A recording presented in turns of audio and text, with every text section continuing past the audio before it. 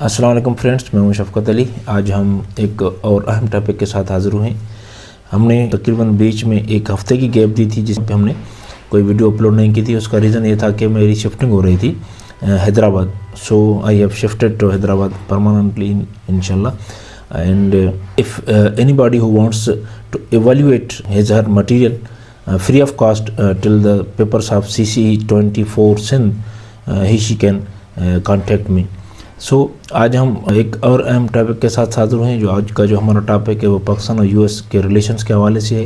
ये आपके CSS 26 और PMS 24 सिंध के लिए बड़ा ही इम्पोर्टेंट टॉपिक है और ये एक्सपेक्टेड भी है आपके पाकिस्तान अफेयर्स के हवाले से, करंट अफेयर के हवाले से, इंटरनेशनल रिलेशंस के हवाले से, ठीक है, या जिसका US हिस्ट्री है उसके हवाले से भी है, या इंडो पाक हिस्ट्री के हवाले से भी आ सकता है। तो हम डिस्कस करेंगे कि पाकिस्तान और US के रिलेशंस कैसे इवॉल्व हुए हैं, ठीक है।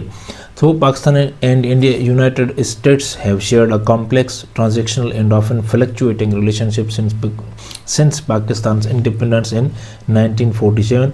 Their ties have been shaped by strategic alliances, security concerns, economic aid and mutual distrust. तो पाकिस्तान और US के जो एक रिलेशंस हुए हैं वो उसमें कभी उतार देखा हुआ है, कभी चढ़ाव देखा है। इस हिसाब से कभी भी एक सिंपल रिलेशंस नहीं रहे हैं, कभी कॉम्प्लेक्स हुए हैं, कभी स्ट्रेटेजिक अलायंस के हिसाब से देखे गए हैं, या सिक्योरिटी कंसर्न्स के हवाले से देखे गए हैं, इकोनॉमिक एड के हवाले से देखे गए हैं, और वहाँ पे म्यूचुअल डिस्ट्रस्ट भी रहा है। तो हम देखते हैं कि over the decades relations have oscillated between close cooperation and deep in estrangement. कभी इतनी क्लोजनेस होती है, इतना कोऑपरेट करते हैं कि दुनिया देखती है कि ये इतने क्लोज कैसे आ गए, और कभी इतने दूर हो जाते हैं कि फिर भी दुनिया देखती है कि भाई इतने दूर कैसे हो गए। तो ये यूँ समझो कि एक रिलेशन होता है आपका, ये इंटरेस्ट बेस्ड रिलेशंस होते हैं, यहाँ पे कोई इमोशनल अटैचमेंट नहीं होती। तो particularly over issues like terrorism, regional security and nuclear policy, जो जब भी हम देखते हैं कि यूनाइटेड स्टेट्स ऑफ अमेरिका के इंटरेस्ट होते हैं तो वो पाकिस्तान को अपना एलाय समझता है, उसको अपने क्लोज रखता है। जब उसकी यूँ समझो कि इंटरेस्ट सर्व हो जाते हैं फिर वो पाकिस्तान से दूरी अख्तियार करता है। ये फिर देखता है कि टेररिज्म हो गया, या रीजनल सिक्योरिटी का इशू होता है, या न्यूक्लियर पॉलिसी पाकिस्तान की होती है, तो इस पर वो पाकिस्तान से खफा होने लगता है। तो this critical evolution explores the historical trajectory, key areas of engagement, major challenges and potential future direction for Pakistan-US relations। तो हम यहाँ पे डिस्कस करेंगे कि हिस्ट्री में कैसे रिलेशंस रहे हैं और एंगेजमेंट कैसे रही है पाकिस्तान US की, और चैलेंजेस उससे चैलेंजेस हैं, और पोटेंशियल फ्यूचर डायरेक्शंस क्या है पाकिस्तान US रिलेशंस के लिए, जहाँ पे दोनों कंट्रीज़ को साथ काम करना चाहिए, ठीक है। तो फर्स्ट देखते हैं कि early alliance and cold war period from 1947 to 1979। Pakistan aligned with the US-led Western Bloc during the Cold War. Everyone knows that कि पाकिस्तान के आज़ादी के बाद वहाँ पे जो वर्ल्ड लेवल पे जो दो ब्लॉक्स थी, उसमें एक ईस्टर्न ब्लॉक था जो लेड बाय USSR, और जो वेस्टर्न ब्लॉक था which was led by US। तो पाकिस्तान ने उस टाइम के वक्त आज़ादी के बाद पाकिस्तान ने US-लेड वेस्टर्न ब्लॉक को ज्वाइन किया, क्योंकि इंडिया ने ऑलरेडी ईस्टर्न ब्लॉक ज्वाइन कर लिया था, या इंडिया का टिल्ट वहाँ था, वो USSR को इंडियन जो हेड ऑफ स्टेट्स थे वो विजिट कर चुके थे। तो पाकिस्तान के बाद पास ऑप्शन ये था कि वो सेम ब्लॉक में ना रह सके, क्योंकि पाकिस्तान और इंडिया के जो हालात थे वो सही हालात नहीं थे, जिसकी वजह से पाकिस्तान ने ये डिसाइड किया कि हमें वेस्टर्न ब्लॉक की तरफ जाना चाहिए। सो Pakistan joined SEATO in 1954 and CENTO in 1955 to counter Soviet influence। So ये जो SEATO जिसका फुल फॉर्म है south east Asia treaty organisation, जिसकी नेचर ये थी, it was a collect defence alliance like mini NATO for Asia. इसका aim क्या था कि anti communist in nature, created content the spread of communism in south east Asia. It was US-led alliance. Pakistan joined to gain military and economic support. It had no standing military, only mutual defense commitments, mostly political and symbolic, not operational on the ground। उसके बाद जो CENTO था central treaty organisation. इसका it was strategic military alliance linking the middle east with south Asia. It was also anti communist aimed to stop Soviet influence in the middle east. UK, Turkey, Iran, Pakistan were key members. US joined only in committees. It was considered weak due to lack of a strong military integration, more of a political alliance than a military. So, in simple words, Pakistan joined to counter Soviet influence. ठीक है। उसके बाद Pakistan received military and economic aid but faced US sanctions after the 1965 Indo-Pak war. So, after joining SEATO and CENTO, Pakistan received military and economic aid. उसमें क्या था, तकरीबन 2 to 3 or 2 to 5 billion combined military and economic Pakistan को मिली, जिसमें पाकिस्तान को जो military add थी वो तकरीबन 1.3 या 1.5 बिलियन डॉलर्स थी, जिसमें पाकिस्तान को F-886 cyber jets, F-104 star fighter aircraft, M47 and M48 Patton tanks, artillery systems, radar and communication equipment, training programs, spare parts and logistics दिए गए। ठीक है। This aid modernized Pakistan's armed forces, giving it a strong technological edge over India in the late 1950s। उसके बाद जो economic add थी पाकिस्तान की from 1954 to 1965 वो अप्रोक्सीमेटली $1 बिलियन थी। इसमें जो मेजर एरियाज ऑफ सपोर्ट थे वो था infrastructure development, industrial projects like fertiliser plants, engineering industries, agricultural modernisation, food support under PL 480, budgetary support and loans, technical assistance programs. This was the period when Pakistan's GDP growth reached 6 to 7%, partly because of US aid. तो उसके बाद इतनी पाकिस्तान को military और economic add मिली। उसके बाद पाकिस्तान ने US sanctions भी फेस किए। US सैंक्शन कैसे फेस किए वो हम डिस्कस करते हैं कि भाई जब पाकिस्तान और इंडिया की जंग हुई, after the Indo Pakistan war of 1965, the United states of America imposed a series of sanctions on Pakistan.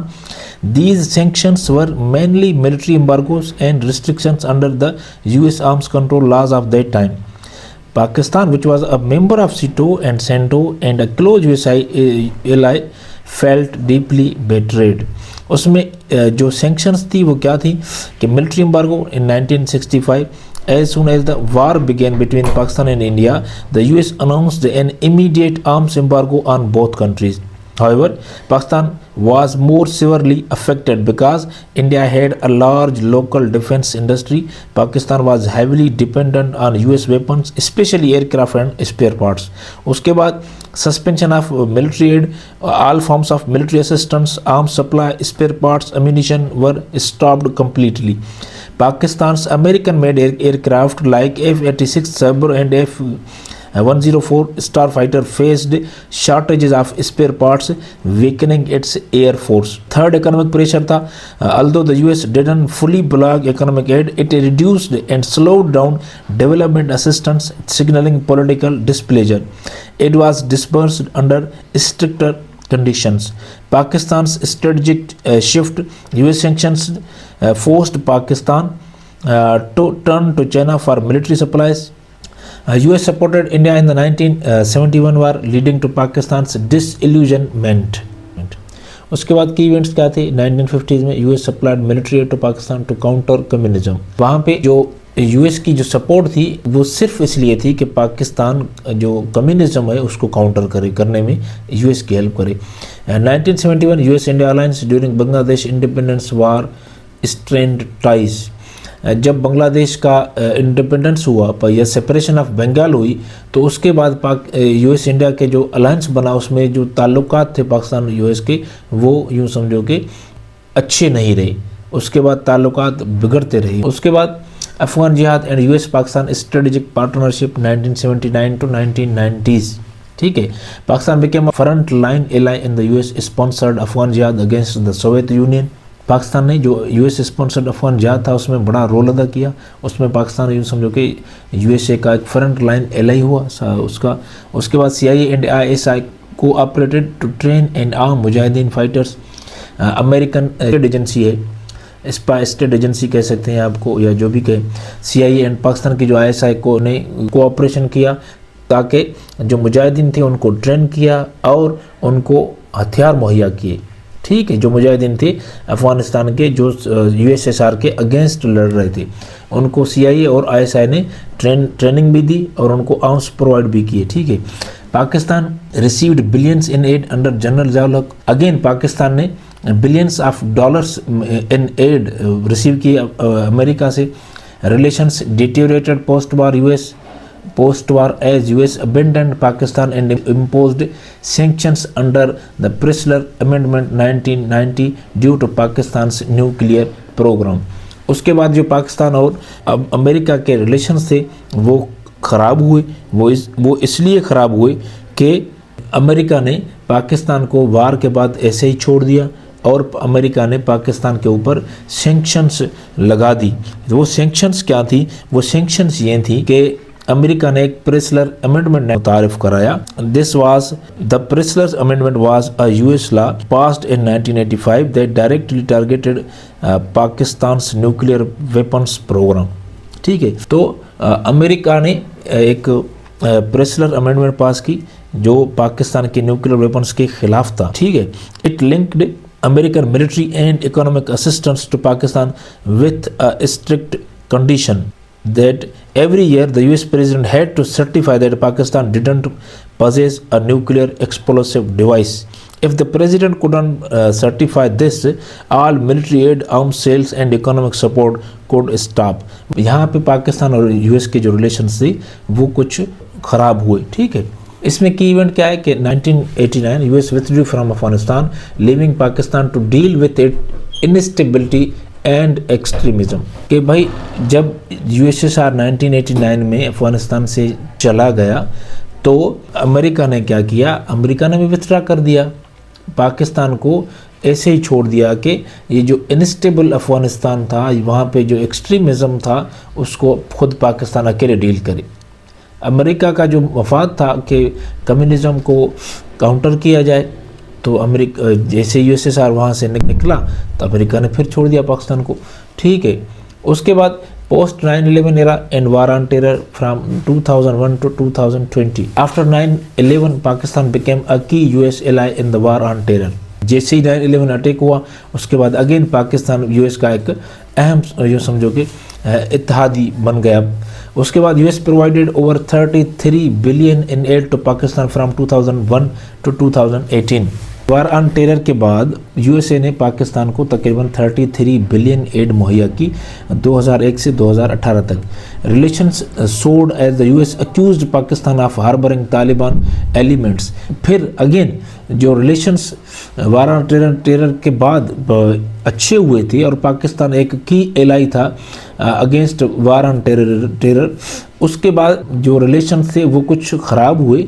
वो ख़राब क्यों हुए कि अगेन US ने पाकिस्तान को अक्यूज़ किया, उस पर इल्ज़ाम आयद किया कि आप तालिबान के जो एलिमेंट्स हैं या जो तालिबान ग्रुप्स हैं उनको हार्बर कर रहे हैं, उनको सपोर्ट कर रहे हैं, उनको पाल रहे हैं। ठीक है, the Osama bin Laden raid in Abbottabad deepened mistrust.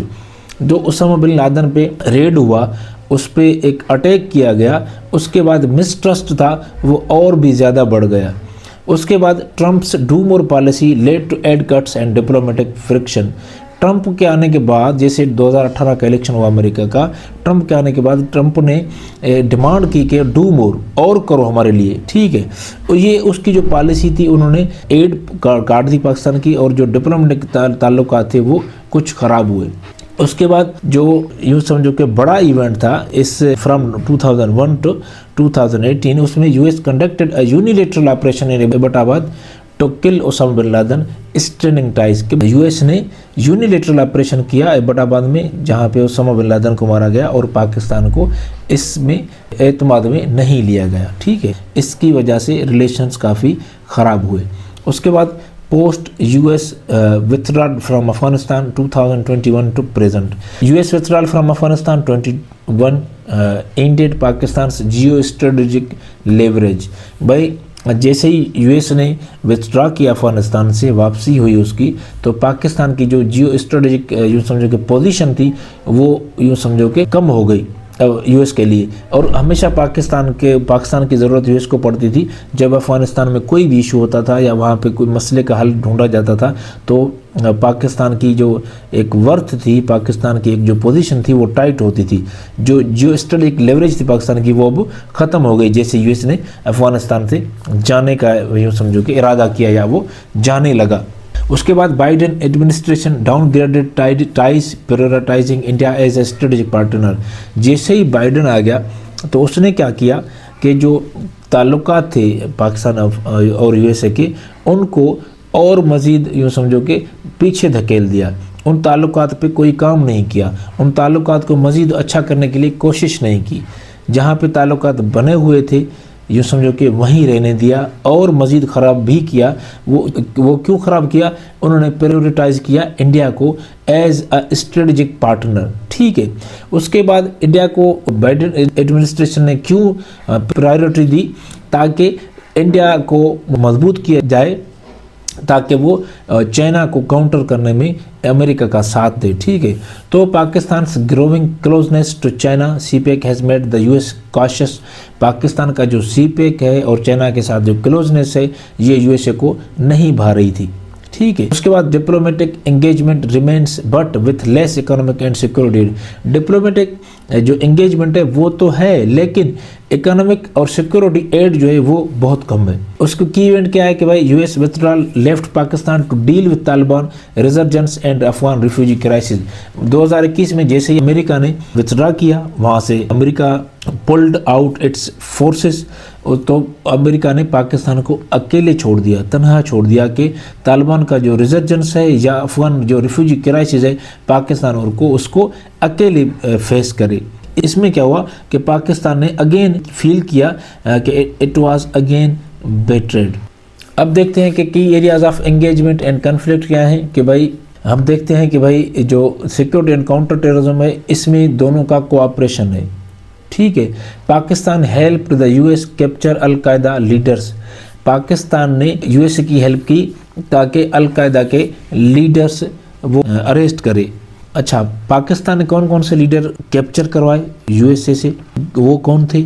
वो था, एक था आपका Khalid Sheikh Mohammad, he was mastermind of 9/11 attacks, arrested in Rawalpindi in 2003, captured in a joint ISI-CIA operation, one of the most important counter-terrorism successes. ठीक है, उसके बाद रमजी बिन अल-शिब, facilitator of 9/11 hijackers, arrested in Karachi in 2012, captured after ISI traced his network through phone intercepts. उसके बाद Abu Zubaida, senior Al-Qaeda recruiter and planner, arrested in Faisalabad in 2002, injured during the raid, then handed to the US.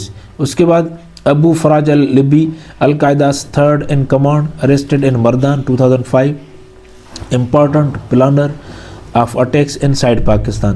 उसके बाद Younis अल-मौरितनी, key plotter of attacks on US and European targets, arrested in Quetta 2011, captured in a major ISI led operation. ठीक है, तो इस तरह पाकिस्तान ने USA की support की अलकायदा के लीडर्स अरेस्ट करवाने में। उसके बाद जो यूएस की मिलिट्री एड थी, तो उसमें कोलिजन सपोर्ट फंड्स के through Pakistan received over $40 billion. This money reimbursed Pakistan for conducting counter terrorism operations in FATA, KP and along the Afghan border. It helped Pakistan maintain troops, logistics, fuel, ammunition and border operations. उसके बाद second था military hardware provided by the US. The US supplied a wide range of weapons to enhance Pakistan से counter terrorism capabilities. उसमें aircraft like F-17 fighter jets, new and upgraded C-130 transport aircraft for troop movement and logistics, surveillance drones, Shadow UAV systems, helicopters, Cobra attack helicopters, AH-1F, UH-1 Huey helicopters used extensively in Swat, Waziristan, Bajaur and Khyber operations. उसके बाद armoured vehicles थी जिसमें M113 armoured personnel carriers, mine resistant vehicles for operations against IEDs। उसके बाद weapons and equipment, night vision goggles, laser guided munitions, tactical radios and communication systems, counter IED bomb disposal technology, training for Pakistan Army, Air Force, Frontier Corps and Special Services Groups. उसके बाद training and intelligence sharing, US special forces trend Pakistan SSG for high value target missions, cooperation between CIA and ISI help track and capture Al-Qaeda leaders, intelligence support enabled successful Pakistani operations like Rah-e-Najat, Zarb-e-Azab and Raddul Fasad. So why this aid was given to Pakistan? To eliminate Al-Qaeda bases along the Pak-Afghan border, to strengthen Pakistan's capacity for counterinsurgency and counter-terrorism, to prevent Afghanistan from again becoming a safe haven for global terrorism. उसके बाद conflict क्या था कि भाई US accuses Pakistan of supporting Taliban and Haqqani network, कि इसमें हमेशा USA ने किया कि उसने पाकिस्तान को कहा कि आपने पाकिस्तान पे इल्ज़ाम आयद किए कि आप तालिबान और हक्कानी नेटवर्क को सपोर्ट कर रहे हैं। Drone strikes in Pakistan tribal areas led to civilian casualties and anti US sentiment. Drone strikes जो होती थी पाकिस्तान के ट्राइबल बेल्ट में या ट्राइबल एरियाज़ में, वहाँ पे सिविलियन कैजुअलिटीज़ भी हुई। इसमें क्या हुआ कि एंटी-यूएस सेंटीमेंट पैदा हुआ पाकिस्तान में, और पाकिस्तान की जो पब्लिक थी उसकी दिल में यूएसए के लिए यूँ समझो कि नफ़रत पैदा हुई।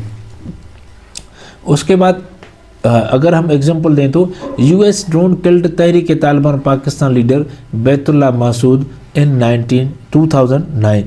ठीक है। उसके बाद जो कोऑपरेशन रहा है पाकिस्तान का और अमेरिका का, वो रहा है इकोनॉमिक एंड मिलिट्री एड पे। बेनिफिट्स क्या हैं इसमें? US has provided over 78 billions in aid since 1947। US help modernise Pakistan military and economy. ठीक है। उसके बाद ड्रॉबैक्स क्या हैं? Aid dependency weakened Pakistan economic autonomy, frequent cuts and conditionality led to diplomatic tensions. Aid dependency की वजह से पाकिस्तान की जो इकोनॉमिक ऑटोनॉमी है वो वीक हो गई है। जैसे एड नहीं मिलती तो पाकिस्तान की इकोनॉमी वीक होने लगती है। सो उसके बाद जो फ्रीक्वेंट कट्स है या कंडीशनलिटीज़ हैं, उसके बाद जो एड कट की जाती है या जो शराइत रखी जाती हैं वो डिप्लोमेटिक टेंशन की तरफ ले जाती हैं पाकिस्तान को। ठीक है। अगर हम एग्जांपल दें तो Trump cut 1.3 billion in aid citing Pakistan support for militant groups, कि भाई ट्रंप ने 1.3 बिलियन एड थी वो कट की, ख़त्म की थी, जिसके बाद उन्होंने क्या किया था कि भाई पाकिस्तान जो मिलिटेंट ग्रुप्स हैं उसको सपोर्ट कराए, जिसकी बेसिस पे हम ये एड आपको पाकिस्तान को नहीं दे सकते। उसके बाद जो कोऑपरेशन रहा है पाकिस्तान और यूएस का, वो है regional geopolitics and India factor. कि भाई देखा जाए कि स्ट्रेटेजिक कोऑपरेशन में देखा जाए कि US supported Pakistan during Indo पाक वार्स 1965-1971। ठीक है। पाकिस्तान हेल्प यूएस चाइना रीअप्रोचमेंट, कि जैसे पाकिस्तान की वार हुई इंडो पाक वार, उसमें थोड़ा बहुत यूएस ने सपोर्ट किया। ठीक है। स्ट्रेटेजिक कोऑपरेशन के हिसाब से थोड़ा बहुत सपोर्ट किया, और पाकिस्तान ने क्या किया कि यूएस और चाइना को फिर से मिला दिया। 1971 में निक्सन का एक विजिट करवाया गया चाइना का। ठीक है। तो उसके बाद चैलेंजेस क्या हैं कि जैसे इसमें चैलेंज ये है कि regional geopolitics and India factor ये है कि भाई US depend defence and trade ties with India post 2000। वो कैसे कि पाकिस्तान को छोड़ के यूएसए ने क्या किया कि यूएसए ने इंडिया के साथ डिफेंस और ट्रेड जो टाइज थी वो बड़ी गहरी रखी हैं, बड़ी जो समझो कि स्ट्रांग रखी हैं। उसमें क्या किया है कि यूएसए ने strategic partnership begins 2025. President Clinton's 2000 visit to India opened a new chapter. The next steps in strategic partnership 2004 expanded cooperation in space, defense, technology and nuclear issues. India was increasingly seen as a strategic counterweight to China. उसके बाद landmark US India civil nuclear deal 2005 to 2008 signed under Bush, implemented in 2008, allowed India to access to nuclear technology despite being outside the NPT. Symbolized a deep shift in US policy, lifting decades-old nuclear sanctions, marked India as a trusted long-term partner. उसके बाद rapid growth in defence cooperation, defence agreements क्या थी कि logistic exchange memorandum of agreement जिसको हम LEMOA कहते हैं 2016 में हुआ, ठीक है। उसके बाद कॉमकासा 2018 में सिक्योर कम्युनिकेशंस, उसके बाद बीका ये 2020 में जियो स्पेशल इंटेलिजेंस शेयरिंग भी की जाएगी इसमें। These pacts made India a major defence partner of the US. उसके बाद arms sales, US defence exports to India grew to over 20 billion included P-81 maritime reconnaissance aircraft, C-17 and C-130 transport aircraft, Apache and Chinook helicopters, M777 howitzers. India became one of the largest buyers of US military equipment, ठीक है। तो उसमें क्या हुआ कि India US nuclear deal 2000 isolated Pakistan diplomatically, जो 2018 में sign किए उसने पाकिस्तान को डिप्लोमेटिकली अकेला और तनहा कर दिया, ठीक है।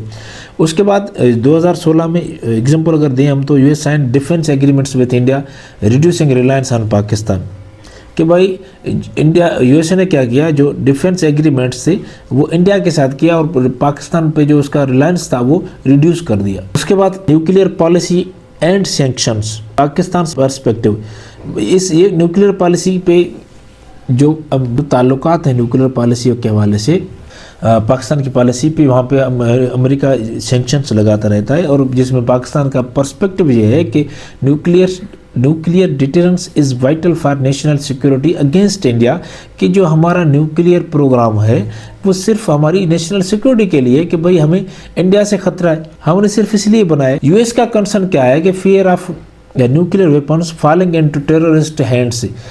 अमेरिका कहता है कि भाई ये जो पाकिस्तान के न्यूक्लियर वेपन्स हैं वो टेररिस्ट के हैंड्स में आ सकते हैं। इसकी बुनियाद पे impose sanctions due to Pakistan nuclear test, कि अब अमेरिका ने 1990s में, पर्टिकुलर 1998 में पाकिस्तान ने जैसे ही न्यूक्लियर टेस्ट किए तो अमेरिका ने सैंक्शंस लगा दिए, ठीक है। उसके बाद चैलेंजेस क्या हैं पाकिस्तान और यूएस के रिलेशंस में, जो चैलेंजेस हैं वो है trust deficit. US accuses Pakistan of double game supporting US but harbouring militants, के अमेरिका ने हमेशा पाकिस्तान पे इल्ज़ाम आयद किए हैं कि पाकिस्तान डबल गेम कर रहा है, यूएस को भी सपोर्ट कर रहा है और मिलिटेंट्स जो है उनको भी हेल्प कर रहा है और उनको भी हार्बर कर रहा है। उसके बाद Pakistan feels US abandons it after achieving its strategic goals. Pakistan ने ये हमेशा महसूस किया है और ये महसूस करता है कि यूएस हमेशा छोड़ जाता है पाकिस्तान को जब उसके जो स्ट्रेटेजिक गोल्स होते हैं, इंटरेस्ट होते हैं, वो अचीव होते हैं। उसके बाद shift in US strategic priorities, कि भाई जो यूएस की जो प्रायोरिटीज़ हैं उसमें शिफ्ट आ गया है अभी। यूएस नाउ प्रायोरिटाइज इंडिया और पाकिस्तान इन साउथ एशिया, कि भाई पाकिस्तान को अब यूएस सपोर्ट प्रायोरिटाइज नहीं करता, प्रायोरिटी देता है इंडिया को। Pakistan close ties with China worry the US, कि पाकिस्तान की जो क्लोजनेस है चाइना के साथ वो भी यूएस को नहीं भाती। उसके बाद इकोनॉमिक एंड मिलिट्री डिपेंडेंस में Pakistan reliance on US add creates diplomatic leverage for Washington, कि वो एक डिप्लोमेटिक लेवरेज देती है वाशिंगटन को पाकिस्तान के यूँ समझो कि अगेंस्ट। तो US can impose sanctions or cut military assistance at any time, के भाई यूएस जब भी चाहे सैंक्शंस लगा सकता है या मिलिट्री की जो एड है वो कट कर सकता है, ठीक है। उसके बाद domestic political influence, Pakistan internal politics affect US relations, anti American sentiment, military versus civilian tensions, कि पाकिस्तान की जो इंटरनल पॉलिटिक्स है ये यूएस के लिए यूएस के जो रिलेशंस है उसको अफेक्ट करती है। कभी यहाँ पे एंटी अमेरिकन सेंटिमेंट्स होते हैं, मिलिट्री वर्सेस सिविलियन टेंशंस वो भी रिलेशंस को ख़राब करते हैं। उसके बाद the way forward strengthening Pakistan US relations, कि भाई जो पाक यूएस रिलेशंस हैं उनको स्ट्रेंथन कैसे किया जाए, उसके लिए Pakistan must have a balanced foreign policy. Pakistan must diversify partnership China Russia middle east while maintaining the US ties. Pakistan को क्या करना चाहिए कि सिर्फ यूएस पे रिलाई ना करे, सिर्फ यूएस पे डिपेंडेंसी इसकी ना हो, ठीक है। उसके बाद पाकिस्तान चाइना रशिया या मिडिल ईस्ट में जो कंट्रीज हैं वहाँ पे भी टाइज बेहतर करे। उसके बाद economic independence, reduce aid dependency, कि भाई जो यूएस की एड डिपेंडेंसी है उसको कम किया जाए by strengthening local industries and trade, कि जो आपके लोकल इंडस्ट्री है या जो ट्रेड है उसको स्ट्रेंथन करें ताकि जो ये एड डिपेंडेंसी है ये कम हो जाए। उसके बाद काउंटर टेररिज्म कोऑपरेशन, कि भाई टेररिज्म को ख़त्म करने के लिए कोऑपरेट किया जाए। Improve intelligence sharing and eliminate terror safe havens, के इंटेलिजेंस शेयर की जाए और टेररिस्ट के जो सेफ हेवन्स हैं उनको एलिमिनेट किया जाए, ख़त्म किया जाए। उसके बाद 4th नंबर पे strategic dialogue and diplomacy, establish a long term diplomatic framework beyond security cooperation, कि भाई सिर्फ सिक्योरिटी कोऑपरेशन नहीं, एक लॉन्ग टर्म डिप्लोमेटिक फ्रेमवर्क बनाया जाए जिसमें सिर्फ सिक्योरिटी कोऑपरेशन ना हो और भी चीज़ें डिस्कस की जाएं, ठीक है। उसके बाद 5th नंबर पे रीजनल स्टेबिलिटी इनिशिएटिव्स, के support Afghan peace process and avoid proxy Wars in south Asia, के अमेरिका को क्या करना चाहिए कि जो अफगान पीस प्रोसेस है उसको जो समझो कि सपोर्ट करे और जो प्रॉक्सी वॉर्स इन साउथ एशिया में उनसे अवॉइड करे, उनमें अपने आप को ना घसीटे, ना ले आए उनमें, ठीक है। उसके बाद conclusion, a relationship of mutual necessity, Pakistan US relations have always been transactional rather than strategic. अच्छा, ये जो रिलेशनशिप है यूँ समझो कि म्यूचुअल नेसेसिटी है, दोनों की ज़रूरत है। तो पाकिस्तान को क्या करना चाहिए कि पाकिस्तान और अमेरिका के जो ताल्लुकात हमेशा रहे हैं वो एक इंटरेस्ट के बुनियाद पे रहे हैं। पाकिस्तान को अमेरिका देखता है कि ये सिक्योरिटी पार्टनर है और पाकिस्तान देखता है कि भाई यूएस जो एक सोर्स ऑफ एड है और उसका जो एक ग्लोबल इन्फ्लुएंस है, ठीक है। उसके बाद क्या करना चाहिए कि अगर उनको क्या करना चाहिए कि स्टेबल और कोऑपरेटिव फ्यूचर बनाने के लिए दोनों पाकिस्तान को क्या करना चाहिए कि जो उसकी डिपेंडेंसी है यूएस एड के पे उसको कम किया जाए। उसके बाद जो रीजनल पार्टनरशिप है उसको स्ट्रेंथन किया जाए, कि आपका चाइना हो गया, आपका रशिया हो गया, या जो मिडिल ईस्ट के जो पार्टनर्स हैं उनके साथ ताल्लुकात अच्छे बनाने चाहिए। And promote mutual economic interest, के भाई जो दोनों के इकोनॉमिक फ़ायदे हैं उनको प्रमोट किया जाए। फाइनल थाट ये है कि neither friends nor enemies but partners of necessity, Pakistan and the US must navigate their complex relationship with strategic foresight, ठीक है। तो न दोस्त न दुश्मन बल्कि ज़रूरत के शराकतदार पाकिस्तान और अमेरिका को अपने पेचीदा ताल्लुकात को स्ट्रेटजिक नुक्ते नज़र के साथ आगे बढ़ाना होगा ताकि दोनों कंट्रीज़ की जो फ़वाइद हैं, जो दोनों के म्यूचुअल यूँ समझो के बेनिफिट्स हैं वो अचीव हो सकें। सो thanks for watching and kindly like, comment, share and subscribe our YouTube channel. Thank you so much.